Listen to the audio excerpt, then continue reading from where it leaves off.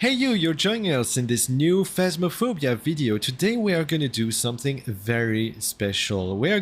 This is a video for you, person who never played Phasmo before and kinda wants to try it, but you have no idea what's going on.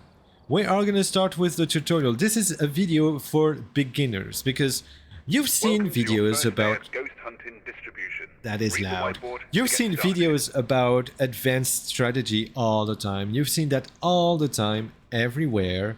But it's rare that you would see something that helps you get started with Phasmo. My game is frozen, alright. So, how do you start playing Phasmophobia? First, we're gonna very quickly go through the tutorial here for you. We're not gonna read any of this. We are just gonna go through it because I want to show you how to gather evidence. So first, the tutorial shows you how to find the ghost room. You find the ghost room by many ways, many different ways of finding the ghost room, but we are gonna do this in the actual game. So here, let's just move on. What I want to show you from the tutorial is just gathering evidence, because the tutorial is really good at showing you how to gather evidence. This is sanity. I will explain that during the game too. Don't mind it too much. Just know that in the truck you will have monitors like this that show your current sanity. That's pretty interesting information. I will explain how to use it later. Every location we have a breaker. If you turn on too many lights, Well done. the breaker will trip and you will have to start it again. It starts on amateur and it starts off on other difficulties. Alright, so now that this is out of the way, we are gonna... So the goal of the game is to find the ghost and to gather 3 pieces of evidence. So you, in your journal, you can tick the evidence. Of course, I chose one that does not. So let's say we get dots, orbs, and writing. It means it's a Thay, and you can just circle Thay, and you win. That's all you need to do to win a game. You can also win it even more if you take more risks. We'll see that later.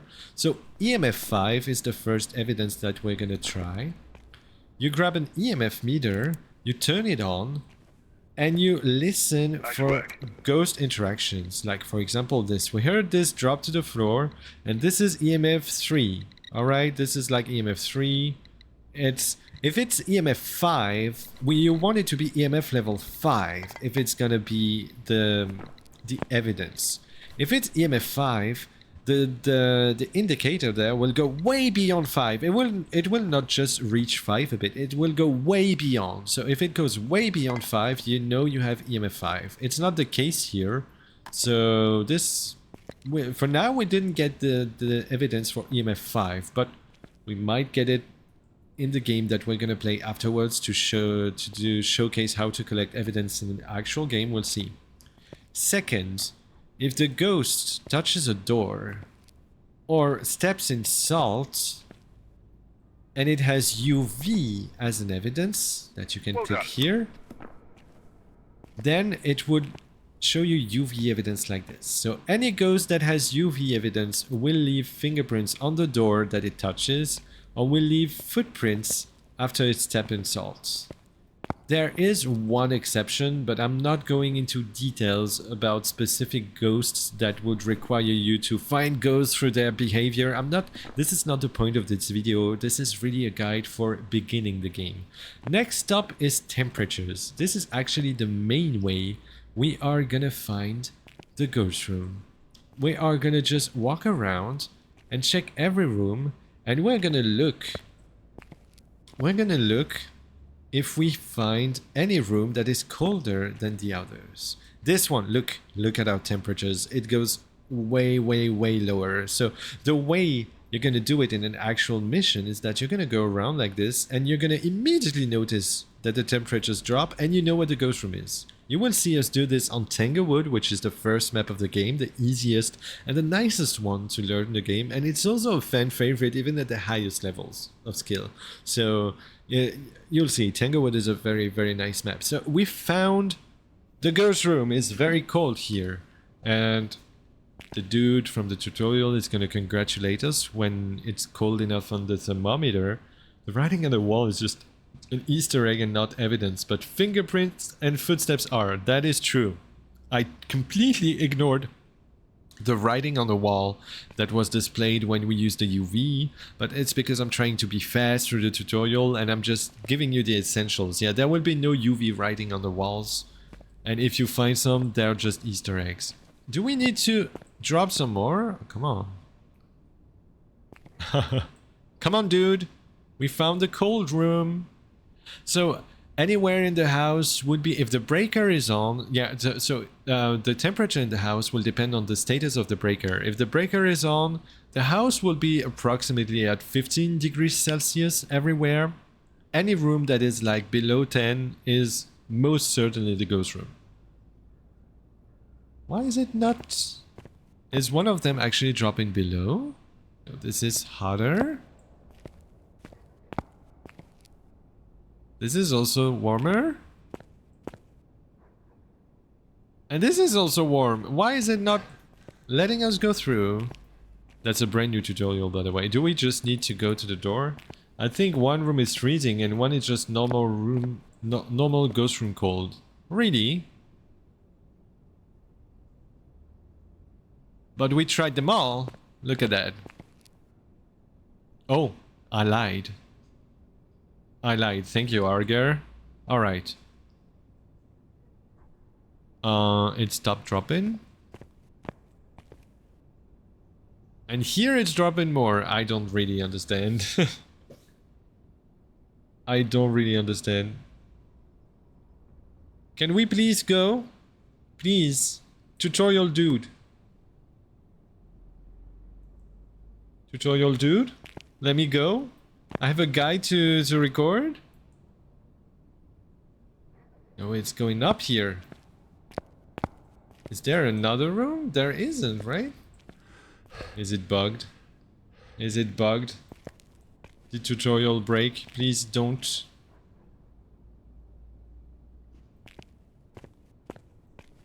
Well, if it's bugged and it takes too long, then we might have to edit the video, which I hate doing.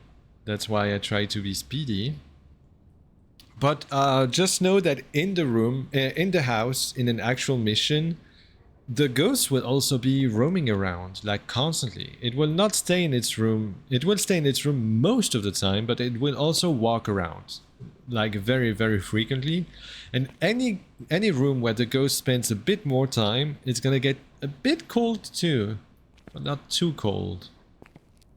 So don't let that confuse you and make you think it's the new ghost room. You really need the temperature in the current ghost room to go up before you can actually decide that it changed ghost room. Because yes, at higher difficulties the ghost can change ghost rooms, but don't mind it too much. You won't have to deal with that at the start. I have no idea what's going on. What? Oh, maybe it wants us to tick the freezing. Grab a thermometer. You're looking for anything below freezing. It really wants us to get the freezing. But we are not getting it. Is there more rooms? No, there's only these 4 rooms, right? And freezing, by the way, is one of the evidences that are pretty hard to get. I'm not gonna lie. Even in the tutorial, you can see it. This here might actually be a bug. It might literally be a bug, but I'm not saying it is. We'll see. We're just checking. Is it gonna go? It stops here. This room is not cold enough. So this room is kinda cold, but this room should be freezing. Come on. Come on, get below 0.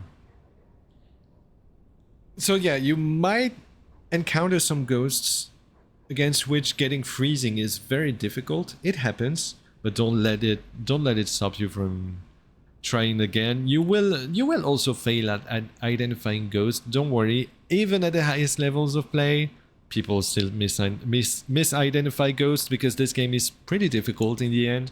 It's all meant to be. Is it displaying the correct temps for non-freezing ghost room? It is, yeah. But one of them should be freezing, which is... It's only these 4 rooms, right? Yeah, I'm not crazy. Oh? Oh my god, it was that one all along. No, I guess it changed. Something must have happened. Alright, so we got this. We got this. We can move on. Perfect. Move to the next room. Alright. Sorry about this. Let's move on. So that was temps. What do we... Well, by the way, what you would usually do in a mission, of course, is just you drop the thermometer and you check on it later. It's just for the tutorial that we are holding it like this. Next up is dots. So dots, you see why it's called dots. It's this projector that projects dots. And you will find the ghost room and you will place dots, usually on the floor or on some furniture, and you will see silhouettes walking by it, but it's not gonna be like static silhouettes Good like job. this. That is way too easy.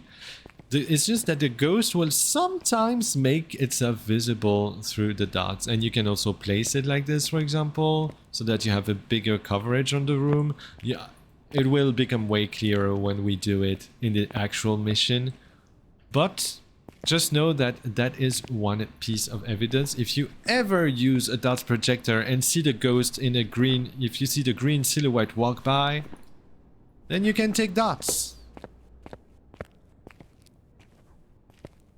Now we are gonna use, don't mind these creepy boys.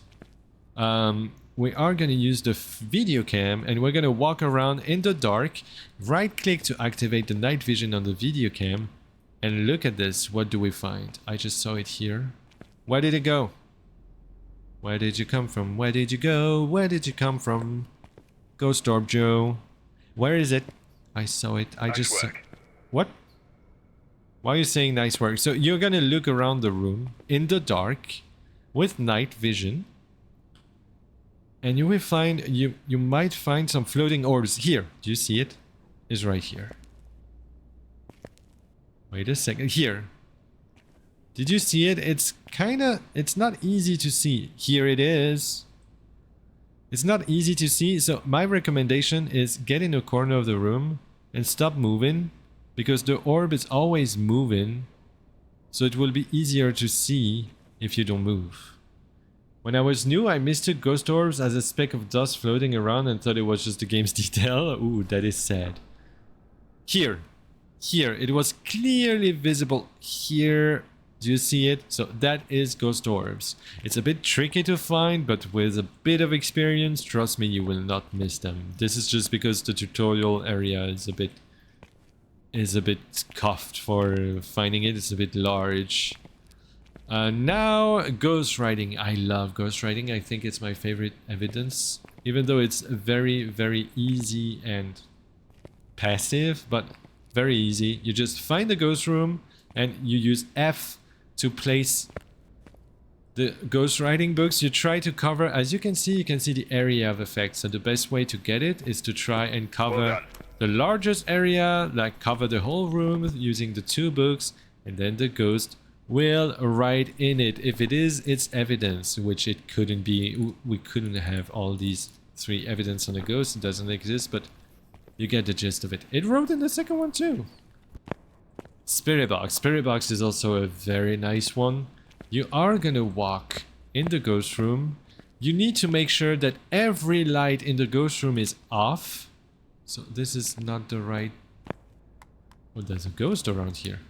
Let's turn every light off. So we stay in the dark. You can use a flashlight. You don't have to turn off your flashlight for this. You're gonna turn on the spirit box and you're gonna ask it questions like, where are you? Are you here? Are you close? Good job. It's answering. That is spirit box evidence. You can also ask it, are you stinky? Are you a furry? You're killing. Are you stinky? Are you here? Are you horny? If it's red, if it becomes red like this, do you see it? Hello? Are you here? If it becomes red, it means it heard your sentence. It heard your phrase. It recognized your phrase, but the ghost did not reply. So you want to at least get the red light constantly. Are you here? Where are you? Are you here? Are you close? Where are you? Are you here? And you're gonna walk around the room. We found it. So you're gonna walk around the room and make sure you constantly get the red light, red light, red light. And if it turns right and turns white, sorry, and you hear the ghost, then it means it's spirit box evidence. And that covers them all. That covers them all. So we are gonna get in this. That will start a fake hunt from which we need to hide. Something's not quite right. But You better we hide are quickly. gonna ignore this because I'm gonna explain actual hunts. Hunts are the way that the ghosts are going to was a kill close you. one. You are gonna Congratulations die on to completing hunts. your You training. are gonna die You to can exit hunts through the many truck by times interacting until with the you keypad. understand how to manage them. And we're gonna do our best in this video. In the next mission that we're gonna play, we're gonna try to teach you how to survive hunts so that you can take a bit of a shortcut and not have to learn it through suffering. That's what we're gonna do. So yeah, a nice list of questions. Where are you? How old are you? Are you near? Are you old? Give me a sign. Why are you here? These are all these kind of questions, but literally anything that turns the red light on, you can use, no matter what you say. Where are you is pretty useful because the ghost will tell you if it's close or far, so that's actually pretty useful. But if you don't care about getting this information, just say anything that gets recognized by the game. The game is very lenient as for what you can say, so you don't need to care what you say about what you say. We have all of the items unlocked. We are level 16, Prestige 2, so that means we went all the way to levels 100 and reset our levels through prestiging. We're level 16 because that way we have all of the items. When you will start the game, you will not have all of the items, but just playing a few games will give you all of the items. Level 16 is pretty easy to reach. And I want to explain how to use all of the items, at least most of them, the most important ones. So that's why I'm level 16. Just know that some of the strats that I'm going to explain that use some of the items, you will not be able to do right from the start, but you will later. So we click on Tanglewood to go to Tanglewood Drive and we enter the mission. I recommend that you will start on amateur, but the problem with amateur for this video is that amateur missions are very slow. They give you so much time to gather the evidence that for the purpose of this video, where I also want to get hunted and show you how to prepare for hunts and how to survive hunts, I think it's better that we just go to professional. The gameplay is gonna be the same, it's just the danger is more imminent, but it's gonna be fine. We still might die. I'm not, even at the highest skill level, you die in this game, it happens. So we still might die, but we will just go again and keep with the tutorial, alright? It's okay if we die. It's okay if we die. I'm not gonna grab this. So, first thing, what items do you start with? So you will want to start with a flashlight, obviously, because you don't know the map. Once you know the map, you can do without the flashlight. Dying is part of the fun, exactly. Except, that's a very good first advice to new players. Accept that dying to the ghost is part of the fun. And if you play the game moderately enough, like even if you play casually, you will have enough money to buy your items. Don't mind the money, don't mind losing. It's also fun. Just do your best. Just do your best. So yeah, once you know the map, you don't really need a flashlight anymore. But considering that this is a guide for beginners, you don't know the map, this is your first game, you're gonna grab a flashlight. You are gonna grab an EMF reader, and you are gonna grab a thermometer. Remember when I told you that the thermometer is our best friend to finding the ghost room? I did mean it, and I will show you how. So no, it's actually our second best friend, but let's see that a bit later. You can grab this key when you enter houses that have cars. You can grab this key to be able to stop the car alarm in case it starts it. It's just because the alarm is annoying, but don't mind it. You can also not grab it. It's not a big deal. So first thing, very first thing, we look for the breaker. So on Tanglewood, you have the garage. If you go to the right like this, let's ignore this ghost presence for now because I don't want to investigate it yet. I already have information. I can already rule out one ghost at least from the list, but I'm not gonna do it. Just know that this is the kind of crazy shit. You might have no idea why I'm saying this, but I swear I'm not making it up. There is one ghost that I can already rule out just 5 seconds after entering the house. So anyway, the breaker in this house can be either right here or downstairs, as you saw in the basement here. These are the two breaker locations. This is one of the reasons why this house is so nice to play in, because the breaker locations are so easy to access. Now that you have the breaker, as I said during the tutorial, don't turn on too many lights, but turn on a few lights. You can turn on up to 6, I think, on this map. It's map dependent. And now, we can now look for hiding spots. Before, just do that. Even don't let the ghost distract you. We heard the ghost touch things and stuff. Don't let it distract you. You need to know where you can hide, which is here. Alright, so we can hide in this closet that is extremely solid. That is one of the best hiding spots in the whole game. I'm not even lying. So let's use this one. I'm gonna show you later, but just remember... Blinky, that is creepy. Just remember that our hiding spot is right here. Remember, it is very important. So now... Oh, I've been hearing some noises. I know that the ghost is around here. I'm gonna use my... Wow, that is crazy. Look at this. Remember when I told you that EMF 5 would go way beyond the 5?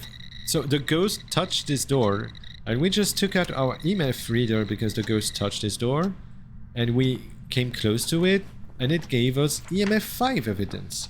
We already have our first piece of evidence. Now that we know that the ghost is kind of close to this area because it touched this door, we are gonna check rooms with the thermometer and see if the temperature drops. The temperature is obviously dropping below 10 in this room.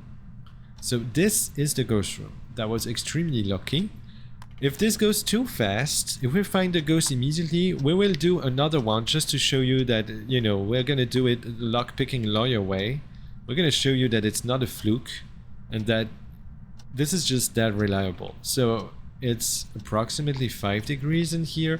We got one evidence. We still need 2 more pieces of evidence to find what the ghost is. I recommend turning this light on too.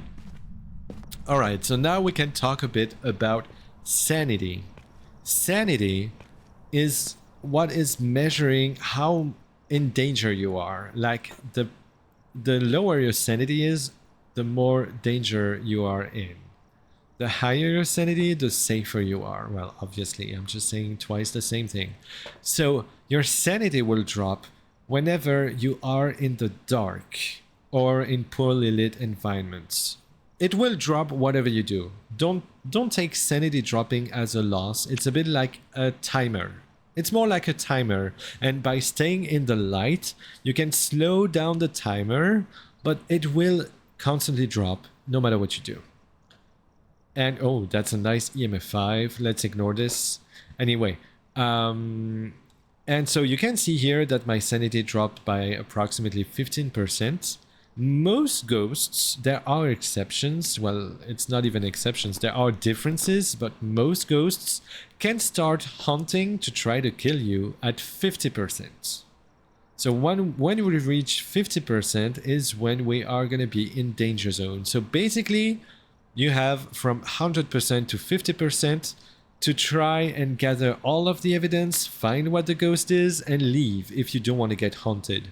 If you take too long, if you take longer, things are gonna get spicy, but it's also really fun. Like fighting the ghost, not fighting, but like struggling a bit and having the ghost be more aggressive is also really fun. And also know that your sanity is also what makes the ghost more active.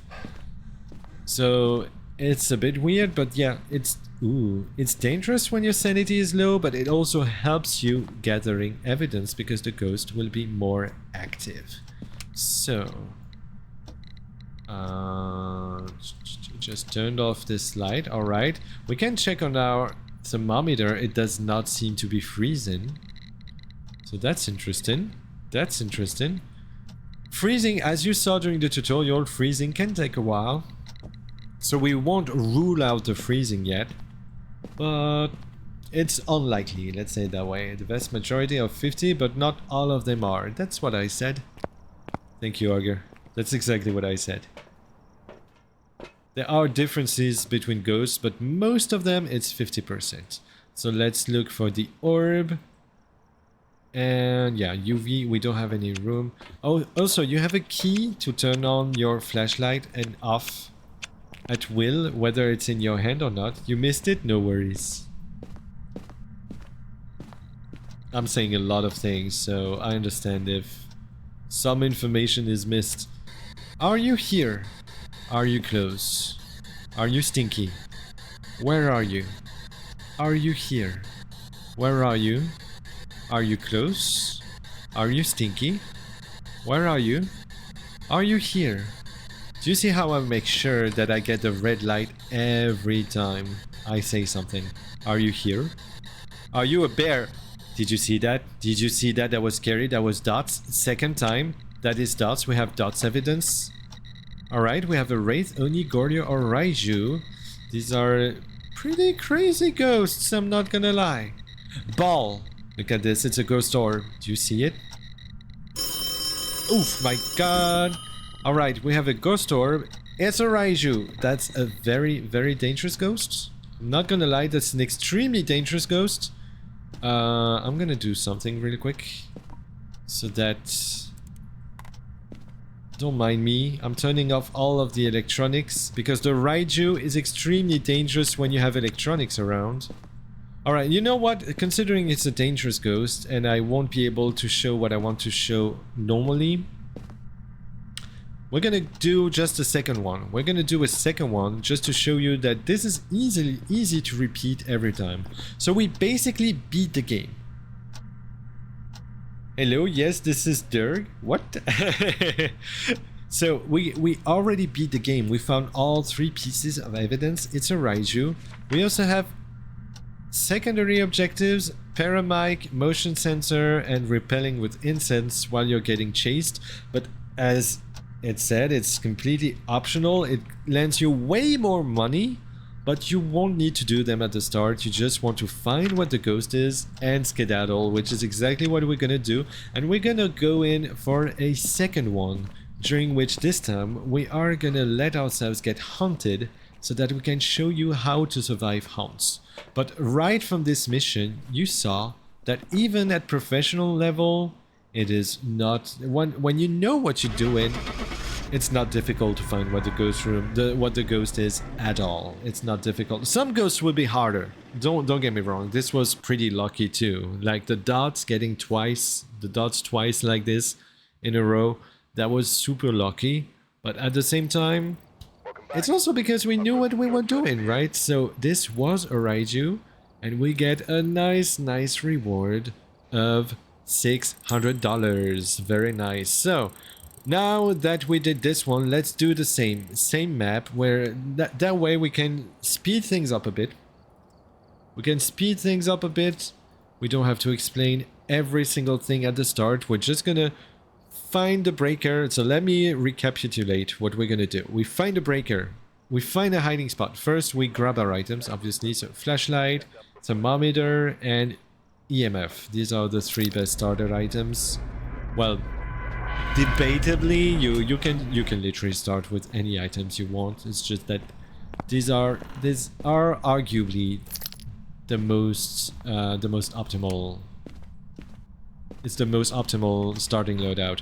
So we look for the breaker, which is not in the garage. So remember, if it's not in the garage, then it is downstairs. That was because the phone rang and I had to do that joke. I understood, Arger.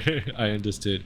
Ooh, that's a summoning circle. I will not talk about cursed possessions in this video. That would be way too much for a beginner guide, so we are not talking about any of the cursed possessions. We might talk about that later, but I think that there's way enough content about the cursed possession for now.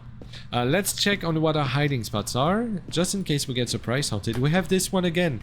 This would be enough, so let's just keep this in mind. If we are in danger, we get in this. Now we use the thermometer and we try to find the ghost room at random, because the ghost doesn't seem to be doing much. So it's actually here. Wait a second. It might actually be here. That is pretty cold. Why is it so cold in this kitchen? When it gets... Oh, now it's warmer here. When it gets slightly cold somewhere, but maybe not cold enough to be the ghost room. Like, not like very obviously below 10. Because the ghost room will usually be very obviously below 10, which is not the case here. It means that the ghost is close. Still not that. Maybe the garage. No, it's very warm in this garage, so maybe it's actually the living room. Oh, look at this. Look at this. Look at this big boy going down. It is the living room. I think so, at least. It's gonna go way below 10, isn't it? Alright, look at this. Once it goes way below 10 like this, you can drop it. Remember when you drop it. That is very important. You need to always remember where you dropped your items. There was no interaction whatsoever. So we are gonna drop this EMF reader too. And we're gonna use this time to bring more items. We bring more items. So we are gonna bring all of the evidence items and we're gonna see which ones react to the ghost. So let's use... Oh, yeah, crucifixes, we'll see that later. So let's bring... Which ones are the most important right now? You don't need to mind that too much. It's just, I have a preferred order, but as long as you bring all of the evidence items to the room, you don't need to mind any order. The more you play, the more you're gonna like find out what is optimal for you. That's an orb. That's an immediate orb. Look at that. Interaction, perfect. It was in that room. Oh yeah, a ghost can interact through walls. So don't be surprised whenever a ghost is in one of the rooms and throws something in another one. We want to check if this is EMF 5. It is not. And throws like this cannot give you fingerprints or UV evidence. UV evidence is only on knocking on windows, touching doors, and stepping in salt. Or smacking on some items, but you don't need to mind about that. I'm keeping things simple here. Like cool boxes, I don't know what... Also, light switches, thank you, Arga. This is important though. Yeah, light switches, doors, windows, and stepping in salts. These are the main ways of getting fingerprints. You have a few other ways, but they are very map specific, so you don't need to mind about it. As long as you remember these 4 ways. Alright, so we are gonna place this, I would say like that. Yeah, that's not too bad. Alrighty. So we got orb, by the way. I did not even mark it down. Ghost orb.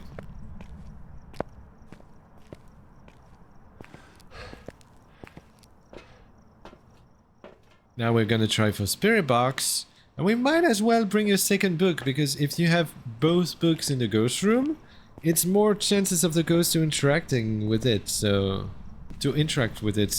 let's place the second one. We're gonna place it in the corner here. It doesn't matter if you place it on furniture, on the ground, or whatever. The ghost doesn't need to like physically access it to write on it. It just needs to be around. So let's try for this. Are you here? Are you close? Are you stinky? I didn't turn it on. Are you here? Are you close? Are you here? Are you stinky? It's spirit box. Now that we have one answer, we don't need the spirit box anymore. We just know it's that, and it's that. That's all. Mare, yokai, or onryo. We can also check back on our temperatures, which are not freezing. Do you notice that we have cold breath, by the way? Do you see that? That's our cold breath. And the cold breath, it gets also shown through the dots, by the way. That's a very good thing to show. Look at this. You will see that? Did you see the dots going a bit crazy? That's our cold breath. So you must not see that. You must not confuse that with the dots ghost. But anyway, in the ghost room, you will always have cold breath like this. So if you're walking around, you don't know where the ghost is, where the ghost resides, and you want to find a ghost room, If you find cold breath somewhere and the breaker is on, because if the breaker is off, you might have cold breath everywhere because it's cold. But if the breaker is on and you find cold breath, that means it's the ghost room. Alright, so what are we... Yeah, that's gonna be a good thing to show. Let's get out of the house, because out of the house, as soon as you pass the door, you're super safe and you will stop dropping sanity. So whenever you need a breather, you need to study your journal, whatever. It's strongly advised to just get out of the house. That way you won't get attacked, nothing can happen to you. So, how are we gonna do this? It's very logical, but I'm still gonna show this. Now that we have two pieces of evidence, we can rule out evidences. How are we gonna do this? We just tick one, and we see that no ghost can have this combination. None of them remains, so we can click EMF 5 again to rule it out, because we know it's never gonna be EMF 5. If we click dots, it can be yokai, so we're gonna keep dots around. It cannot be UV, alright, we can rule UV out. Well, we know we have 3 ghosts, so it's these 3. It's gonna be dots, ghost riding, or freezing. All 3 of these evidences require us to wait around the ghost, and that is when things get a bit dangerous because our sanity is gonna drop, etc, etc. So now, okay, now is actually a perfect time. Now that we need to wait around the ghosts, and we know that it's gonna get dangerous, even though we've been really fast and mostly in the light, so our sanity is really high. But let's ignore the fact that our sanity is really high. How do you defend passively against a ghost that might try to kill you? You grab crucifixes. So crucifixes are not an active item. Don't think that you can defend yourself against a hunting ghost by holding a crucifix. That is not the case. But what you can do, you will just place it just the same way you place a book. And look at this. Do you see? You can see the aura around it. You can see this white line over there, the outline. That means that this specific crucifix is covering the whole room. And if the ghost tries to hunt while being in this area, it's gonna burn the crucifix and this hunt will be cancelled. So that's one way of being safe. And you can place a second one. My advice would be one in the ghost room and one in the area that leads to your hiding spot. That means that the ghost cannot hunt in here and it cannot hunt in here, which means, and wherever else it starts hunting, we can just immediately run to our hiding spot and be safe. So that's why this crucifix placement is a pretty good one. So we placed the crucifixes. Now we can just wait around. Oh, it's super freezing. It's extremely freezing, as you can see. It's actually very freezing, -5. So we got freezing temps. It's an Onryo. I like that it's an Onryo because the Onryo starts hunting at 60% sanity, which means we're gonna need to drop less than other ghosts so that it starts hunting. I want to show you how to survive hunts when you can't avoid it. When you cannot avoid a ghost hunting, you will grab smudge sticks and lighter. That is something that is extremely important. It's not unlocked from the start. You won't have it when you start the game. Don't worry, you can still try to play without them. Just know that these are basic items that you unlock very fast that will allow you to survive hunts very easily. So let's get the ghost to hunt. Let's see, what's our curse? Oh, our curse possession. Was it circle again? Oh, that's actually really good. Don't mind what I'm doing. I'm just dropping some sanity. I'm just dropping some sanity. Because, let's do this. Lighting this summoning circle actually drops some sanity. You don't need to care about this. Let's just imagine that my sanity dropped naturally. We just took way longer than we actually did. Let's do some roleplay right here. Are you into roleplay? Tell me. So, see? The Onryo just tried to hunt. And the hunt was cancelled by this crucifix. We could now place this crucifix in the ghost room again. But I don't want to do that because I actually do want this ghost to start hunting. So how do you survive a hunt? Now I know I'm in danger. Ooh, I'm in such danger. This is the ghost room. I won't go like all the way... Okay. Okay, ghost. Smudging and going to the hiding spot. This is the basic. This is the basic way. I don't want to show it that violently, but if you're in a tight spot, like we were, that was actually perfect. If you know that you're in danger of getting haunted, don't get in the back of the ghost room. Because that... Did you see right here, we only survived because we had smudge sticks. Smudge sticks will actually stun the ghost during a hunt. If you light it, the ghost will not be able to kill you anymore for a few seconds and will not be able to see you anymore for a few seconds. So you can just smudge the ghost, go to a hiding spot and wait for the hunt to be over. Remember that the ghost will sense your equipment if it's turned on when you're hiding. So please turn off your flashlight and turn off any electronics that you're carrying. So that was a perfect showcase that standing in the back of the ghost room, the stun lasts for about 5 seconds exactly. It's pretty long. It's actually pretty long. So that was a perfect showcase that you should not stand in the back of a ghost room, because if you, unless you have smudge and you know exactly what you're doing, but also there's no real reason to do it anyway. So try to be near the ghost room so that you know if it haunts, or maybe you are still gathering evidence or whatever. So you want to still be near the ghost room, but at its exit. So right where we stand here, we are out of the living room, but we're still looking at the living room. We could see if the ghost writes in the book or whatever. It won't, because we already have the evidence. That's just an example. And as soon as you hear the ghost make some noise, it is going to happen very soon. Very soon. The ghost is gonna haunt again very soon. Just know also that the ghost will be walking around constantly, so it could haunt from somewhere else, but it's ghost room. It doesn't have to be in the ghost room. It doesn't necessarily have to be, but it will mostly be from the ghost room. So we're waiting for it to haunt so that okay, now we hear it haunting, we just hide. We get in the closet and we grab the door. That is actually important.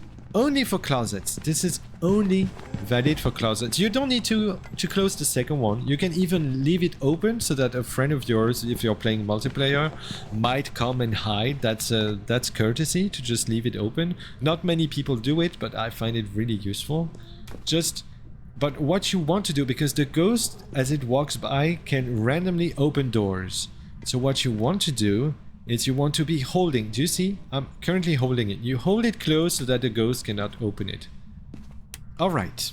Perfect. We survived this haunt without smudging. See, you just... As soon as you hear the ghost make any kind of noise, just hide. With time, you will understand what is a ghost event, what are just interactions, etc. But for a beginner, just really do that. If you know you're in danger, just hide. Just hide for a few seconds. And if it's actually not a haunt, you can come out and start investigating. Oh, this is a haunt. So we're gonna hide. I'm currently talking while hiding. It's because I use push to talk in game so that I can talk to chat while I'm playing. But...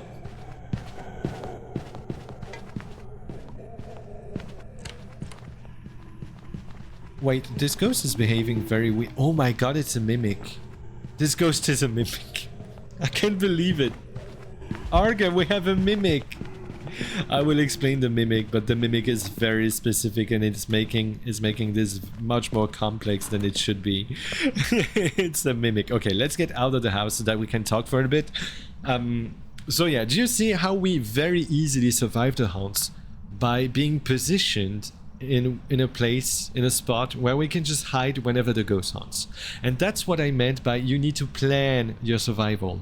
You need to make sure that you know what you're gonna do when the ghost haunts before it haunts. Alright, now I have one more thing to show you before we leave. Before we leave, I want to show you... Yeah, because of course sometimes the ghost is gonna haunt in moments and in positions that you will not have planned. And this is where looping comes in. looping is actually... It's gonna look pretty technical what I'm gonna do, but it actually isn't. You can learn to do that very easily, and it's gonna save your ass so many times. What I call looping, what is called looping, is you're gonna use something like this kitchen island. Do you see this particularity? The particularity of this kitchen island is that... Oh my god. Fuck you, this is not a hunt, this is a ghost event. This was... freaking scary. Anyway,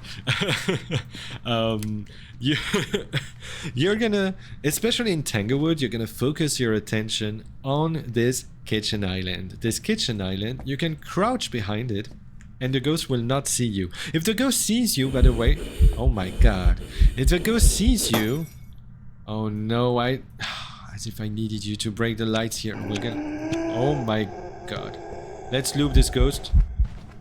We might not succeed. We're listening for the footsteps. See what I told you? If you're crouching behind it, that was a very, very bad spot I was in.